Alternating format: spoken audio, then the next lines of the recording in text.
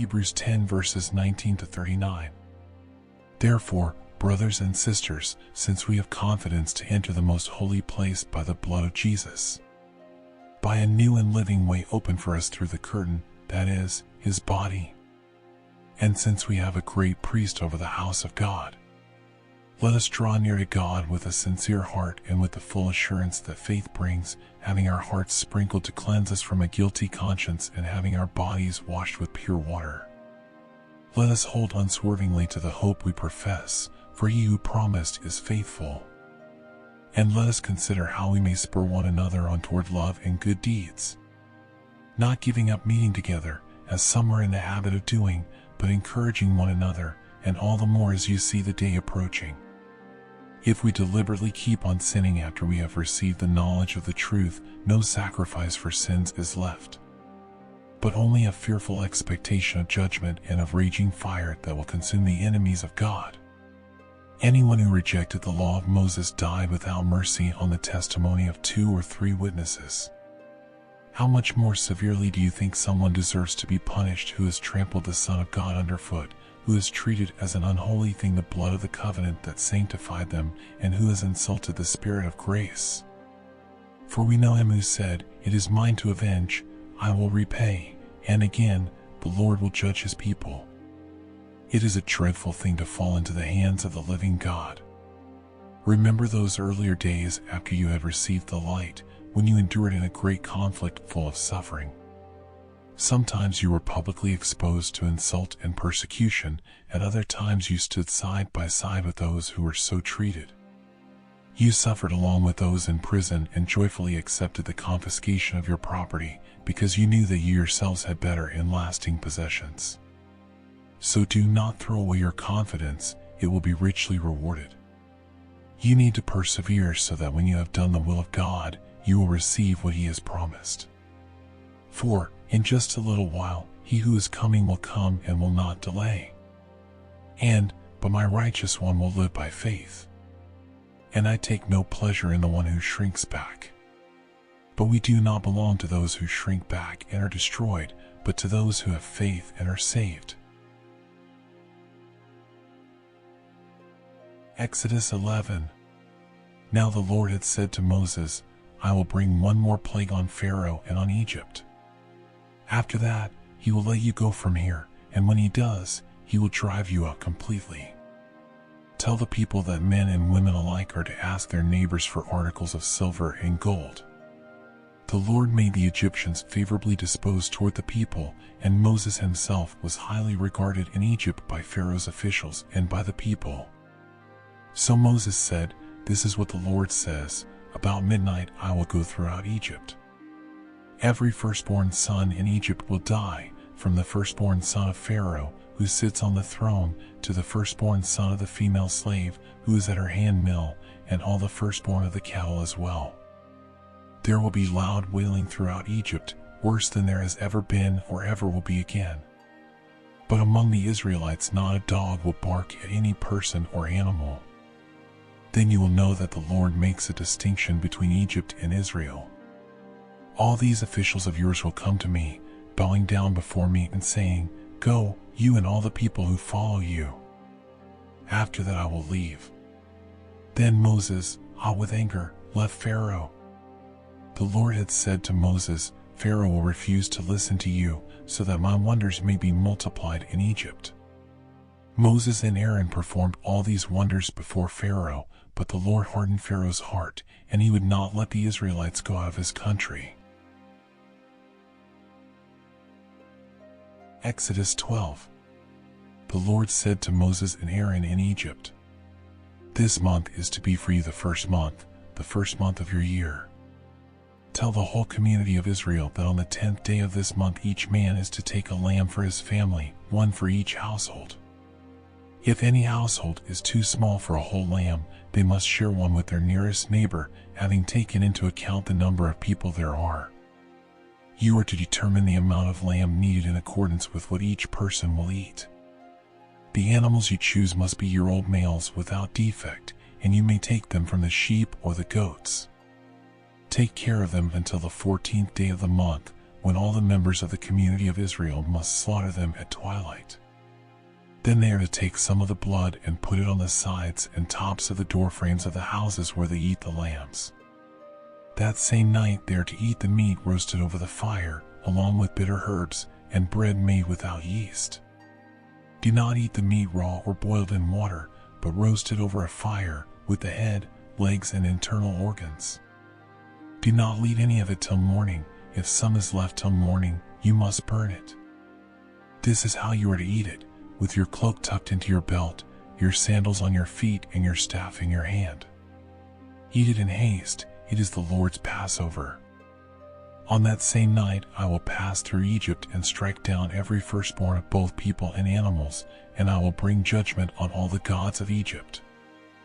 I am the Lord. The blood will be a sign for you on the houses where you are, and when I see the blood, I will pass over you. No destructive plague will touch you when I strike Egypt. This is a day you are to commemorate. For the generations to come you shall celebrate it as a festival to the Lord, a lasting ordinance. For 7 days you are to eat bread made without yeast. On the first day remove the yeast from your houses, for whoever eats anything with yeast in it from the first day through the 7th must be cut off from Israel. On the first day hold a sacred assembly, and another one on the 7th day. Do no work at all on these days, except to prepare food for everyone to eat. That is all you may do. Celebrate the festival of unleavened bread, because it was on this very day that I brought your divisions out of Egypt. Celebrate this day as a lasting ordinance for the generations to come. In the first month you are to eat bread made without yeast, from the evening of the 14th day until the evening of the 21st day. For 7 days no yeast is to be found in your houses. And anyone, whether foreigner or native born, who eats anything with yeast in it must be cut off from the community of Israel. Eat nothing made with yeast. Wherever you live, you must eat unleavened bread. Then Moses summoned all the elders of Israel and said to them, Go at once and select the animals for your families and slaughter the Passover lamb. Take a bunch of hyssop, dip it into the blood in the basin, and put some of the blood on the top and on both sides of the doorframe. None of you shall go out of the door of your house until morning.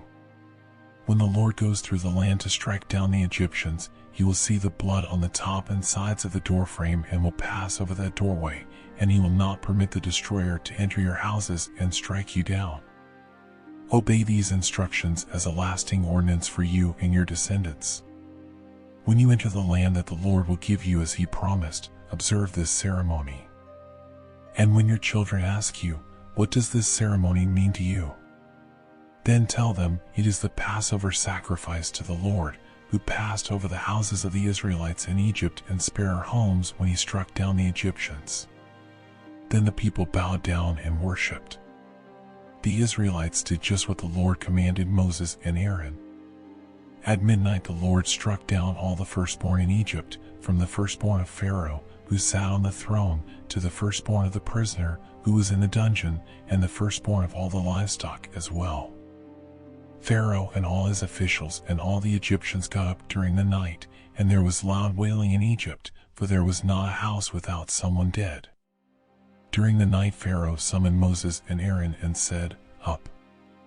Leave my people, you and the Israelites. Go, worship the Lord as you have requested. Take your flocks and herds, as you have said, and go. And also bless me. The Egyptians urged the people to hurry and leave the country. For otherwise, they said, we will all die. So the people took their dough before the yeast was added, and carried it on their shoulders in kneading troughs wrapped in clothing. The Israelites did as Moses instructed and asked the Egyptians for articles of silver and gold and for clothing. The Lord had made the Egyptians favorably disposed toward the people, and they gave them what they asked for, so they plundered the Egyptians. The Israelites journeyed from Ramesses to Succoth. There were about 600,000 men on foot, besides women and children. Many other people went up with them, and also large droves of livestock, both flocks and herds.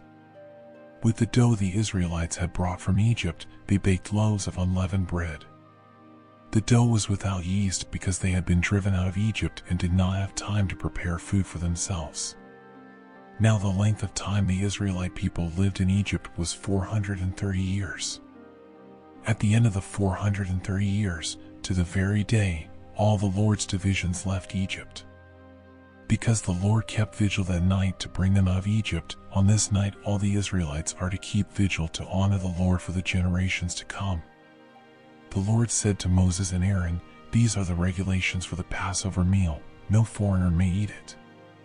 Any slave you have bought may eat it after you have circumcised him, but a temporary resident or a hired worker may not eat it. It must be eaten inside the house. Take none of the meat outside the house. Do not break any of the bones. The whole community of Israel must celebrate it. A foreigner residing among you who wants to celebrate the Lord's Passover must have all the males in his household circumcised, then he may take part like one born in the land. No uncircumcised male may eat it." The same law applies both to the native-born and to the foreigner residing among you. All the Israelites did just what the Lord had commanded Moses and Aaron. And on that very day the Lord brought the Israelites out of Egypt by their divisions. Proverbs 4. Listen, my sons, to a father's instruction, pay attention and gain understanding. I give you sound learning, so do not forsake my teaching. For I too was a son to my father, still tender and cherished by my mother.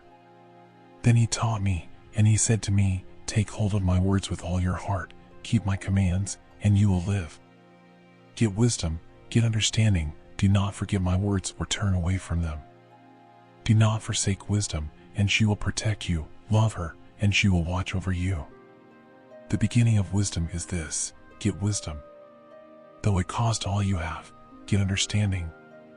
Cherish her, and she will exalt you. Embrace her, and she will honor you. She will give you a garland to grace your head and present you with a glorious crown. Listen, my son, accept what I say, and the years of your life will be many. I instruct you in the way of wisdom and lead you along straight paths. When you walk, your steps will not be hampered. When you run, you will not stumble. Hold on to instruction, do not let it go, guard it well, for it is your life. Do not set foot on the path of the wicked or walk in the way of evildoers. Avoid it, do not travel on it, turn from it and go on your way. For they cannot rest